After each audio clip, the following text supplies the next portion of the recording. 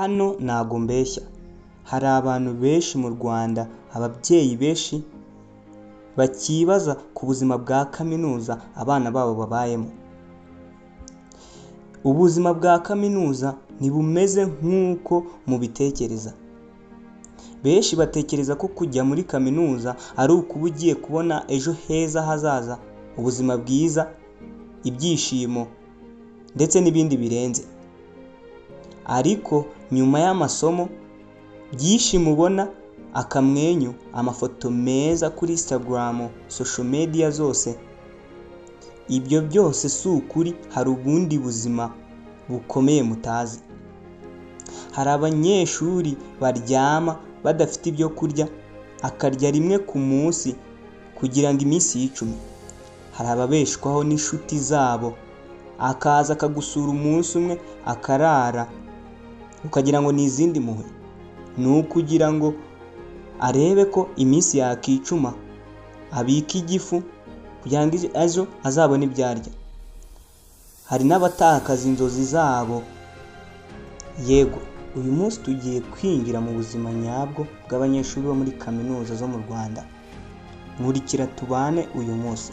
Mbere na mbere banza ukore subscribe, ukande share, ukore comment, maze umbwire ibitagenda kugira ngo dukomeze gukuza YouTube channel yacu igumye gucaho ibi biganiro ku kuri kutavugwa.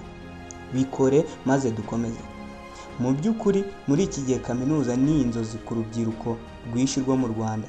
Ababyeyi bakora cyane kugira ngo abana babo bigire hejuru, bizeye ko bazagira ejo heza hazaza. Ariko se ubuzima bwo muri kaminuza bumeze gute koko? Ese abanyeshuri babaho bate? Ese amafaranga arabahagije?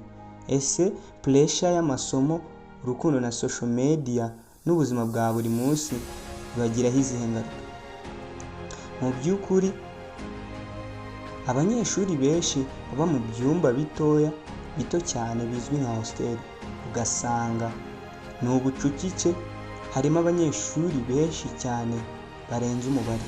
Amazi, umuriro cyangwa internet rimwe na rimwe ugasanga ntabyo n'ibyibura. Hari abajya kuryama bafite stress y'ibizami cyangwa se ubuzima butoroshye, ugasanga ejo afite ikizami ariko yaburaye. Mu by'ukuri ku manywa baraseka, ariko nijoro bakarwana n'ibitekerezo byinshi cyane byo mu mutwe wabo. Amafaranga usanga ari ikibazo kubera ko bakenera transport, kurya, kwishyura inzu, internet n'ibikoresho.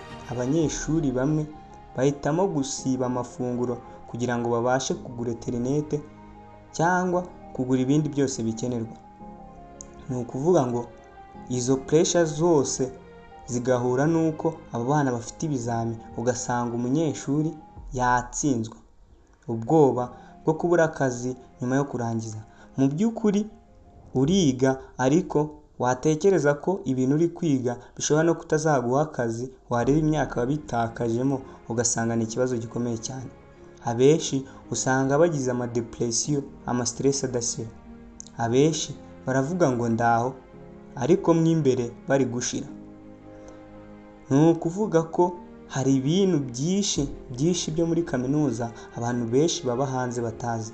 Ni ukuvuga ngo umwana ahitamo kujya mu rukundo, agakundana n'ibyo bisaza, apana gukundana n'abana bigana kubera ubushobozi. Wowe mwigana nta bushobozi ufite bwo kumutunga, nta bushobozi bufite bwo kumugurira icyo yifuza. Niyo mpamvu usanga abana benshi b'abakobwa bahitamo gukundana n'abasaza bo hanze.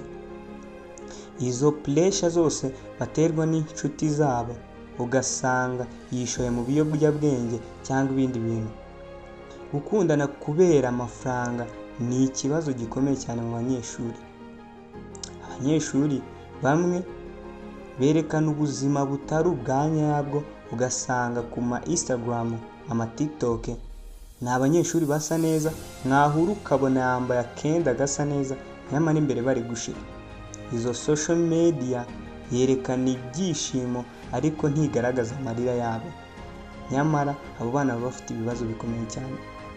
Nubwo bafite ibibazo, abanyeshuri benshi bafite inzozi zikomeye.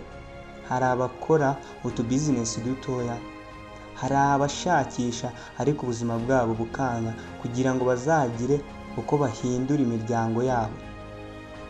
Ubuzima bwo muri kaminuza si amasomo gusa, wowe ubitekereza uko uribeshya cyane. Ni urugamba rw'inzozi, amafaranga, urukundo n'ahazaza. Hari abaseka ariko bafite ibibazo byinshi mu mitwe yabo, byinshi cyane bitandukanye. Hari abarwana buri munsi kugira ngo ejo heza hazaza habo hatazangirika. Iyo ubonye umunyeshuri wo muri kaminuza, ujye wibuka ko ashobora kuba arwana intambara itoroshye kurusha wowe uri hanze. Ese wowe ubona ubuzima bwo muri kaminuza bugeze gute?